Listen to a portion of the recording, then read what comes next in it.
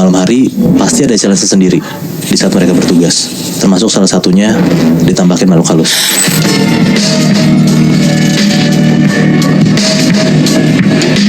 Dengarkan versi lengkapnya hanya di aplikasi Noise. Cerita ini kejadiannya di tahun 2004. Gue dapet cerita ini dari temen gue dan ini ceritanya tuh di SMP-nya dia. Di saat itu 2004 ada seorang satpam yang kerja di SMP itu di daerah Jakarta Selatan. Gue nggak bisa sebut SMP-nya di mana. Oke. Posnya dia itu di bagian depan sekolah, ya udah pastilah ya. Dan nama satpamnya ini Rinto. Dia tuh umurnya 26-27an lah. Emang satpam baru yang masih muda juga. Dan selain Rinto sebagai satpam sekolah, ada juga satu orang lagi nih, umurnya hampir 30-an, namanya Dadang. Nah, Dadang ini adalah salah satu penjaga sekolah. Dia kayak cleaning service gitu loh. Kebayang gak sih lo kalau misalkan di sekolah lo tuh dulu kayak ada penjaga sekolah yang emang tinggal di situ? Iya. Nah, si Dadang ini rumah atau kamarnya itu letaknya tuh di bagian sudut kiri belakang sekolah. Jadi ini layout sekolahnya ya, biar gampang lo bisa bayangin. Jadi itu dari bagian depan, dari bagian posnya si satpam ini di tengah bagian depan sekolah. Ya pasti dong, gerbang sekolah gitu kan. Lu masuk ke dalam sekolahnya, terus lu ke kanan, ke ujung, ke belakang, lewat sisi kanan sekolah. Itu tuh di belakang sekolah ada pohon bambu gitu, Muy. Nah, sepanjang dari kanan ke kiri bagian belakang sekolah. Nah, terus dari sudut kanan belakang itu, lu ke arah kiri, dan tempat letak si kamar Dadang itu di paling belakang sudut kiri sekolah. Berarti di belakangnya si pohon bambu itu. Betul, bisa dibilang gitu. Oh, okay. Jadi kayak gampangnya ya di depan tuh pos satpam, terus di bagian belakang, bagian kiri, yaitu ada kamar si Dadang. Tapi ya buat menuju kamar Dadang, lu harus muter lewat sisi kanan sekolah. Ya, jadi nggak bisa langsung gitu loh, Moy. Nah, Dadang sama Rinto ini cukup dekat karena emang umurnya mereka nggak beda jauh kan, kayak cuman beda 3-4 tahunan lah. Jadi Rinto sebagai satpam yang baru tuh kalau misalkan mau makan siang atau dia bosen, dia tuh sering mainnya ke tempatnya si Dadang ini, ke kamarnya dia buat kayak makan, nongkrong-nongkrong gitu. Karena si Rinto juga dia tuh satpam baru, belum setahun kerja di sekolah itu. Dia tuh banyak ngobrol lah tentang si sekolah ini sama Dadang. Karena bedanya Dadang tuh udah bertahun-tahun tinggal di sana. Nah, di saat itu sekolah tuh lagi ada renovasi, Muy. Nah, jadi banyak kuli. Gak nginep sih karena gak dibolehin. Jadi bedengnya tuh deket sekolah itu, di samping tapi di luar area sekolah. Lo tau bedeng gak sih? Tahu. Kayak tempat buat tinggal sementara, kuli-kuli gitu loh. Karena ya anak-anak SMP kan gak nyaman kalau misalkan ada bedeng atau rumah kuli itu di dalam area sekolahnya. Nah, di suatu malam Rinto tuh mau nginep di sekolah. Ya otomatis tidurnya sama Dadang dong, di kamar Dadang di bagian belakang sekolah itu. Singkat cerita, hari udah malam dan setelah udah ngerokok-ngerokok depan sekolah, mereka masuklah ke dalam sekolah. Itu sekitar jam 10-an malam. Masuk ke area sekolah, sama tuh kayak yang gue bilang tadi. Dari pos bagian depan, mereka ke ujung kanan dulu, lurus, terus ke belakang, lewat sisi kanan, sampai ke ujung, baru tuh belok kiri, ngelewatin pohon-pohon bambu yang gue bilang tadi. Panjangnya sekitar 100 meteran lah. Sekolah juga gak gede dan gak kecil, kayak biasa aja.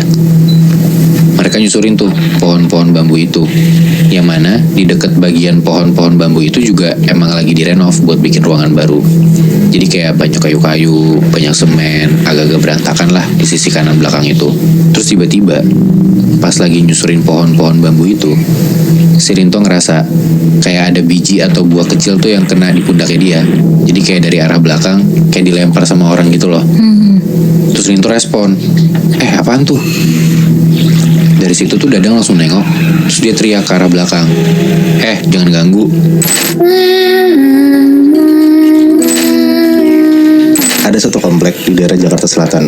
Rumah-rumah di dalam kompleknya tuh kayak gede-gede banget gitu, lebih kayak di daerah Senopati gitu, kebayang kan? Nah, tapi komplek ini bukan komplek buntu. Jadi kayak lo tuh bisa ngelewatin jalanan komplek ini buat motong. Jadi mobil motor pun juga bisa lewat lalu lalang gitu. Jalan pintas. Iya, bisa jalan pintas juga. Nah, di sana ada satu rumah tua yang udah lama banget kosong. Orang-orang yang emang udah lama tinggal di sana pun juga udah kebiasa lah lewatin rumah ini malam-malam. Dan mereka pun juga dalam tanda kutip ya, udah kenalan sama si penunggu rumah ini. Sesapam-sapamnya pun juga udah biasa banget kalau misalnya lagi ronda malam-malam ngelewatin rumah itu.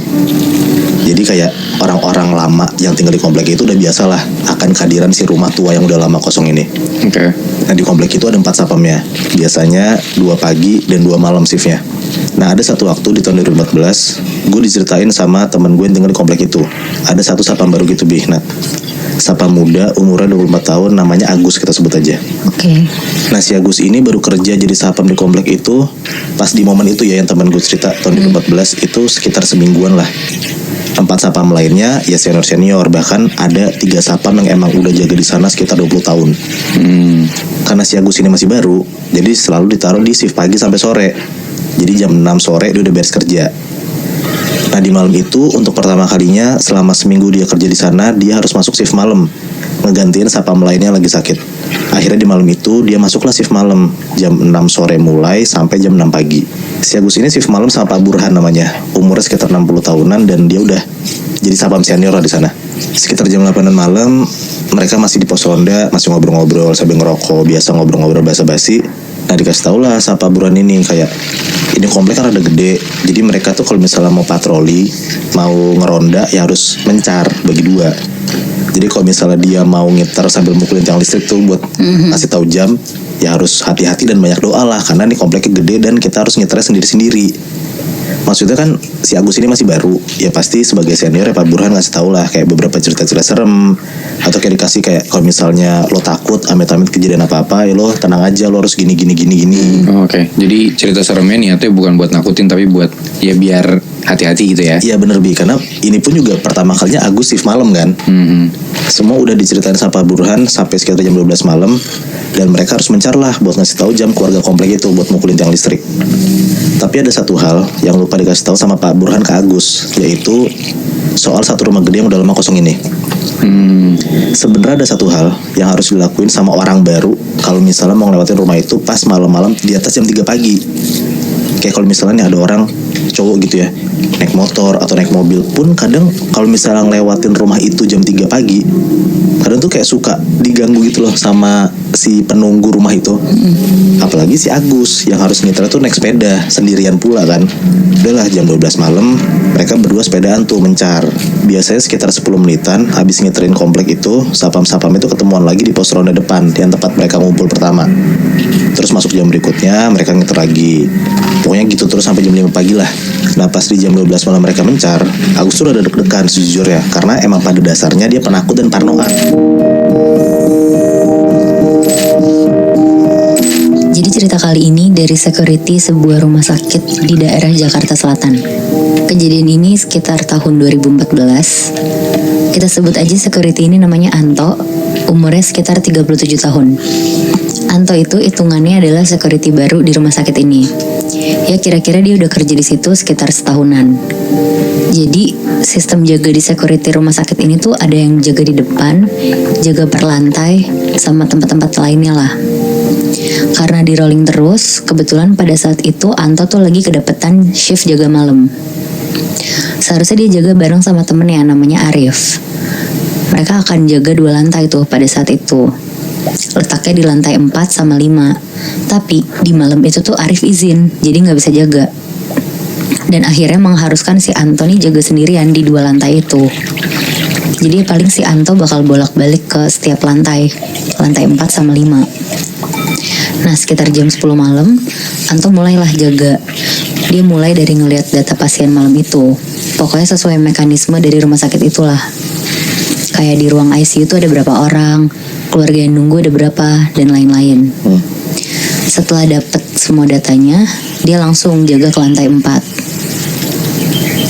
Nah sekitar jam 11 malam, pas banget ada OB lewat di lantai 4 tempat dia jaga. Dan kebetulan si Anto ini tuh lagi ngantuk banget. Dia nitip lah kopi ke si OB ini.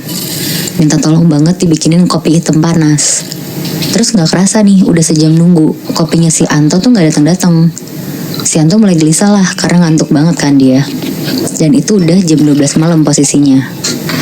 Dia mau turun ke bawah juga gak enak karena gak ada Arif yang bisa gantiin dia jaga sebentar kan. Akhirnya Anto jalan-jalan lah di lorong.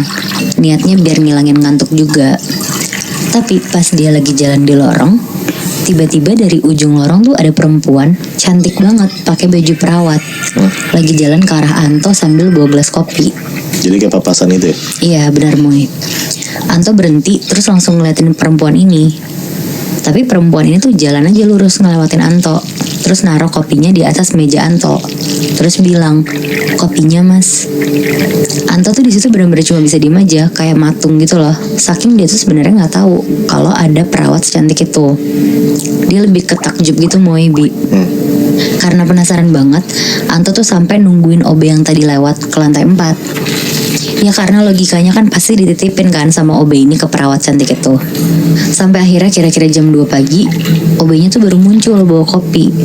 Terus bilang ke Anto, mas maaf ya lama, tadi saya bersihin ruangan yang ketumpahan kopi dulu. Terus Anto kan bingung ya, nanyalah dia, lah ini tadi ada perawat cakep banget ngasih kopi panas, udah habis nih kopinya, lihat aja. Terus ditanya lagi sama Anto, ada perawat baru ya?